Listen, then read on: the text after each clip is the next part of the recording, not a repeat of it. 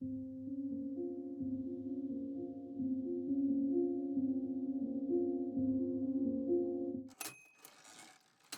fall from grace. A concept that resonates for myself and many others. The cycle of the trope begins as this. We started high standing, a position of greatness, admiration, power. Our main character is on top of the world, feeling invincible. Deep down, the character has the fatal flaw.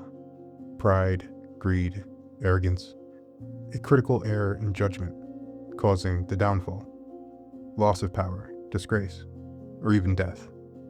Lastly tends to be the consequence, whether it be moral or emotional. Our protagonists often feel shame, guilt, or regret. In ancient Greek myth, Icarus embodies the youthful ambition to break free from limitations, only to be undone by his own hubris, flying too close to the sun. In Jujutsu Kaisen, Suguru Geto develops lofty goals that likely can't be completed, even by his own admission. He's a figure who exemplifies how to wield power and the devastating cost of doing anything to obtain goals in which he deemed noble. These two characters, though separated by centuries and mediums, share a strikingly similar narrative. Both aim for transcendence, but in doing so, they freefall to their own demise. Welcome to 20 Pages Later. I'm John, and this is For Characters Who Want to Fly, Should Their End Be Similar to Icarus? A Jujutsu Kaisen character study on Suguru Geto. So let's set the stage. What happened to Suguru Geto, the tragic hero?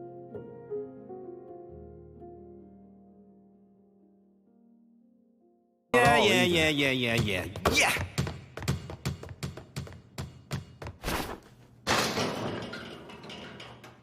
Looking out for the weak and protecting them is honestly so exhausting. Survival of the weakest. That's the proper shape of a proper society. The weak help each other and discourage strength. Listen, Satoru. Jujutsu exists to protect non-jujutsu sorcerers. Moral arguments? I hate moral arguments. Suguru's tragedy begins at his good nature and disciplined ideology, paired with the fact that he and Satoru Gojo are at the peak of strength amongst Jujutsu society. We can tell he enjoys helping people. He's not yet disillusioned with the world, but a flaw in his inability to reconcile the reality of human imperfection begins to show a crack. He notes that humans are weak and need protection from curses produced by human fear. He does not blame them, but he understands the root. This is the crack. From this, we can also extrapolate that anyone getting hurt at all would be the worst thing that could happen. But then,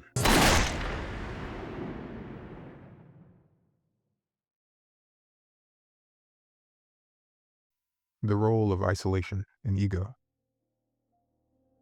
The crack begins to splinter. The splinter becomes a wide canyon between Suguru Geto and the rest of Jujutsu society. After Riku is killed, after Awakened Gojo begins to go on missions alone, after cyclical days run, he begins to ask, Who am I doing this for? After a conversation with Yuki, after Haibara is killed,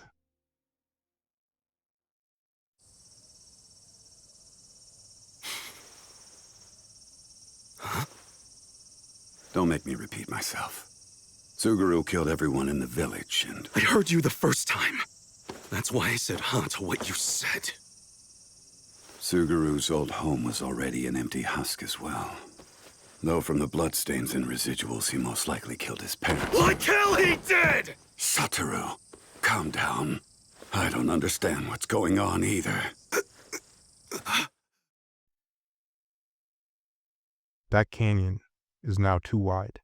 His ego grew alongside that initial splinter and understands it's his responsibility to save the world from curses. The Takeoff. Flying as ambition. Suguru, explain yourself.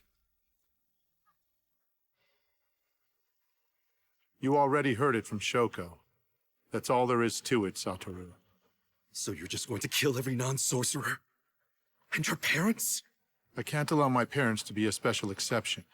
Besides, I don't consider those people my family anymore. That's not what I was asking you. I thought we weren't allowed to kill when there's no point to it. There is a point, and a cause, and significance too. No, there's not! You're really going to kill all non-jujutsu sorcerers now? You know that's impossible! There's no point in chipping away at something you can't possibly achieve! You're so arrogant. These were the last moments of Sugurugeto's ambition completely shifting. His desire to transcend the constraints of the jujutsu world, his disillusionment with its systems, and his desire to purify it through violence leads to the fall, excessive pride, and arrogance. His belief in his own righteousness and his rejection of the established order has already led him to his demise. There was no plan that could have worked, no new ability to unlock or comrades to make. The night parade of 100 demons was doomed to fail, and waging war on Jujutsu society had very little chance of actually working. In the end, he lost to Yuta and Rika. But why? Was this inevitable? In the same way of Icarus's wings melting and not taking heed to any warning, suffering the consequences, this story was about hubris. Both figures are trapped by their pride, and their inability to adapt to their circumstances sets them on their eventual downfalls. In this chase, the push and pull of ambition and consequence becomes unsustainable, leading to his tragic trajectory.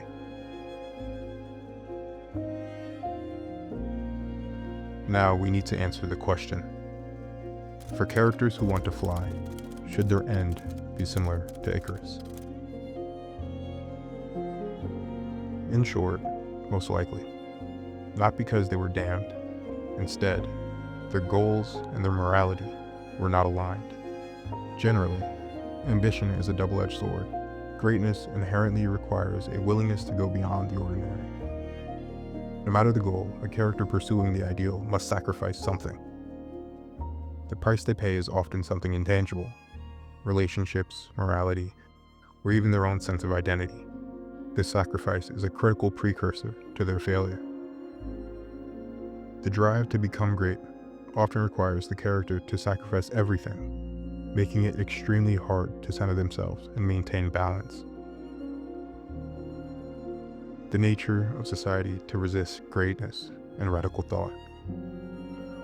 Often going against the natural order or societal expectations, characters who rise above the common fold will inevitably clash with forces designed to keep them grounded, whether it's the laws of nature, restrictive systems, or their own human limitations.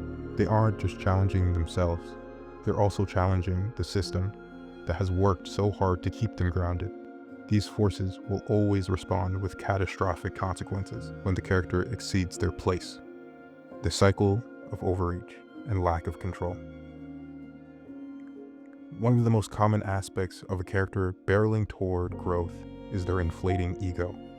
The belief that they're capable of achieving something extraordinary often blinds them to the dangers of their own ambition.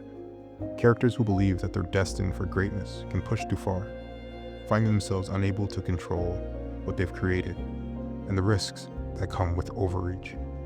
When unbalanced, it becomes a force greater than the individual can handle. In trying to achieve something larger than life, characters unleash chaos, ignoring the aftermath. This arrogance tends to set them on a path toward inevitable tragedy. These are the goals, their morality swaying each outcome, but at the peak of it all, the reason we fall from grace. Once a character chooses to pursue greatness, this often requires a shift in character, leading to internal conflict. The pursuit of greatness forces the character to choose between the world that they want to create and the moral weight of the actions it'll take to make their world a reality. This internal dissonance often culminates in tragedy.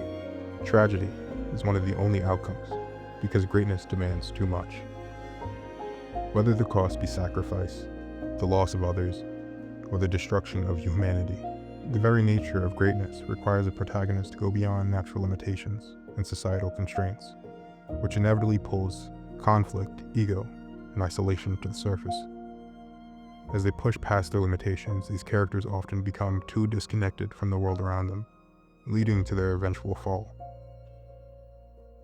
This tragic cycle isn't a simple trope or plot device. It's a philosophical reflection on the limits of human ambition. As the pursuit of greatness proves to be a challenge for all of us, if the character may succeed in changing the world, taking a hold of the greatness that they so desire, they must do so nobly. Transcendence does not come to those who sin.